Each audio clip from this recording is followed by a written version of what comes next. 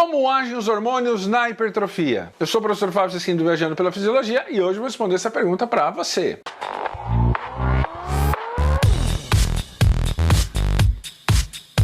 Bom, vamos lá.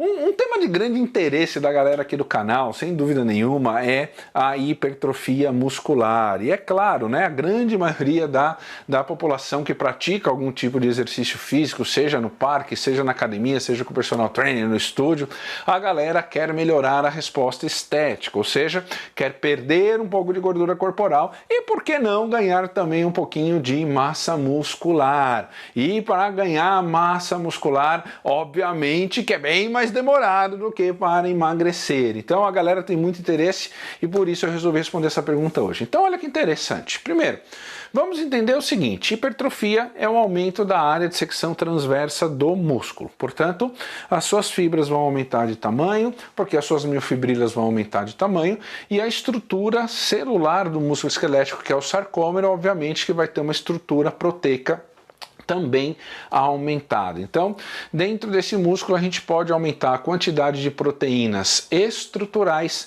e também a quantidade de proteínas contráteis. A miosina, que é uma proteína contrátil, que também está associado ao processo de hipertrofia. Então, aqui eu desenhei um músculo, né? Então imagina, eu não sou um grande desenhista, mas imagina que aqui é um músculo, então tem as fibras musculares, e este músculo, para ele responder hipertrofiando, ele precisa aumentar a taxa de síntese proteica e diminuir a taxa de atrofia muscular. Portanto, nós temos esses dois processos acontecendo o tempo todo nas estruturas musculares: a síntese proteica, fabricação de novas proteínas, e o processo de atrofia ou degradação muscular, que é a perda de estrutura proteica desse músculo. Então, isso significa que este músculo aqui, ele precisa entender que neste momento agora, ele precisa aumentar a taxa de síntese proteica em relação à taxa de degradação proteica, para que assim consiga sintetizar novas proteínas, agregar essas proteínas na estrutura muscular e também na estrutura contrátil para que o músculo tenha hipertrofia. Então seria importante lembrar duas coisas interessantes. Primeiro, quem é que faz síntese proteica nesse músculo? Primeiro, o núcleo faz síntese proteica. E segundo, a mitocôndria. Então, quem faz síntese proteica na estrutura muscular é o núcleo da célula muscular e também as mitocôndrias das células musculares. E aí, como é o núcleo e as mitocôndrias que fazem síntese proteica, esse núcleo e essas mitocôndrias precisam entender que é o momento de aumentar a taxa de síntese proteica. E como que esse núcleo e essas mitocôndrias podem entender que é o momento de aumentar a taxa de síntese proteica? Através daquilo que nós chamamos de sinais fisiológicos.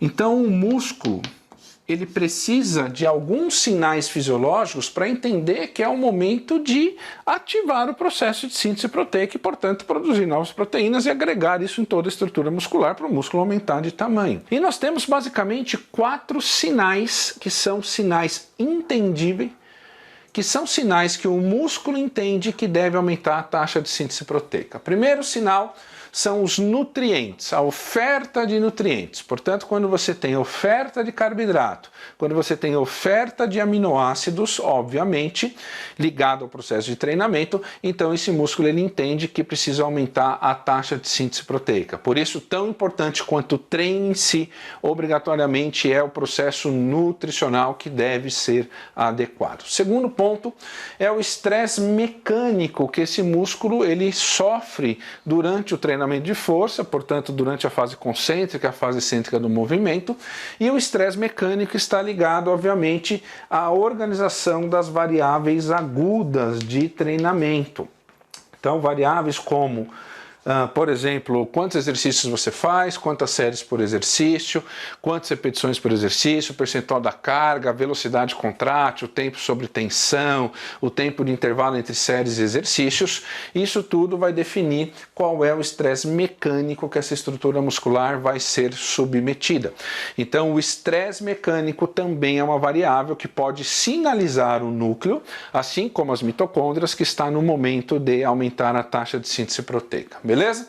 Muito bem, o terceiro grande sinal, ou o terceiro grande fator que sinaliza essa questão da síntese proteica são os metabólitos, como por exemplo, o maior exemplo que nós temos é o famoso lactato. Portanto, quando você treina, aumenta a produção de lactato por esse músculo, e o lactato ele é uma substância estimuladora, então ele é uma substância que pode dar o sinal necessário para que esse núcleo muscular ou a mitocôndria entenda que é o momento de fazer síntese proteica. E o quarto sinal, que já foi a pergunta que nós estamos respondendo nesse vídeo, são os hormônios. Portanto, você tem hormônios com característica anabólica, que são hormônios que, ao chegar na célula muscular, vão sinalizar principalmente esse núcleo, para que esse núcleo entenda que é o momento de fazer, obviamente, a síntese proteica. Então, dependendo, obviamente, de quanto de metabólito você tem, qual que é o estresse mecânico, quanto de hormônio você tem, o quanto de nutrientes você tem, essa sinalização ela pode ser mais forte ou ela pode ser mais fraca, portanto, levando ao longo do tempo a um processo hipertrófico maior ou um processo hipertrófico menor. Não tenha dúvida nenhuma que pessoas que fazem o uso de anabólico esteroide, como por exemplo testosterona, obviamente que vai ganhar massa muscular numa velocidade maior, porque o hormônio ele é um sinalizador também. Então, para a gente entender aqui, ó, nós temos basicamente 5 hormônios envolvidos nesse processo. Então, nós temos 4 hormônios anabólicos, que seria o GH, o IGF-1, que é produzido no fígado a partir da ação do GH, a própria insulina, a testosterona e o cortisol, que é um hormônio catabólico, que é um hormônio regulador desse processo. Então, para a gente entender um pouquinho melhor, olha só que interessante. Eu desenhei aqui um sarcômero, então imagina que aqui é um sarcômero e, obviamente, dentro desse sarcômero existem várias vias que sinalizam a necessidade de aumentar a taxa de síntese proteica. E a via mais conhecida, mais famosa, mais comentada, é a famosa via AKT-mTOR. Então a via AKT-mTOR é uma das vias intracelulares de sinalização para o processo de síntese proteica e, consequentemente, de hipertrofia muscular. Existem outras vias de sinalização? Sim, existem outras vias de sinalização, mas para isso, para explicar tudo no mínimo detalhe, a gente precisa de um curso completo para isso. E a ideia é a gente responder a pergunta. Então, olha que interessante. Dentro do sarcômero, nós temos uma proteína-chave, que é a proteína PI3K, beleza? Então, essa proteína PI3K é uma proteína que está dentro do sarcômero, e esta proteína ela pode ser mais ativada ou menos ativada dependendo do contexto aqui. Um dos fatores que exerce grande influência sobre a atividade da proteína PI3K são basicamente 3 hormônios anabólicos. Então, primeiro, o GH. Ao entrar dentro do sarcômero, é um hormônio que vai aumentar a velocidade de ativação da proteína PI3K. A insulina, ao chegar no músculo esquelético, a insulina ela faz vários sinais, né? Então ela faz sinal, por exemplo, aqui para a proteína PI3K, ela faz sinal para GLUT4, ela faz sinal direto para o núcleo, então a insulina é um hormônio multissinalizador. Então a insulina também cria uma maior ativação na proteína PI3K, e o IGF-1, que é o fator de crescimento similar à insulina, que foi produzido no fígado a partir da ação do hormônio GH e aí vai agir no músculo, também é um sinalizador que aumenta a atividade da proteína PI3K. E aí olha que interessante, essa proteína PI3K aumentada, ela sinaliza um aumento da atividade da proteína KT. E a AKT aumentada aumenta a sinalização para a proteína mTOR. E a mTOR ativada, a mTOR mais ativa, ela obrigatoriamente sinaliza o núcleo para uma proteína chave na regulação do processo de síntese proteica, que é a proteína P70S6K. E esta proteína P70S6K é a proteína-chave na sinalização nuclear para aumento da taxa de síntese proteica. Então, o que você percebe? É que se eu tiver mais hormônios, obviamente que a velocidade e a força de todo esse processo de sinalização, ele é aumentado. Por isso que pessoas que obrigatoriamente fazem uso de anabólico esteroide têm uma resposta hipertrófica efetivamente maior em comparação a uma pessoa que não tem tantos hormônios assim. Se você comparar um idoso com uma pessoa mais jovem, é óbvio que o idoso vai ter uma menor velocidade de resposta de sinalização de hipertrofia, porque também o idoso ele vai ter menos GH e vai ter menos IGF. Isso não quer dizer que o idoso não possa hipertrofiar, apenas que a velocidade de hipertrofia ela vai ser obrigatoriamente mais lenta. E aí tem um detalhe aqui.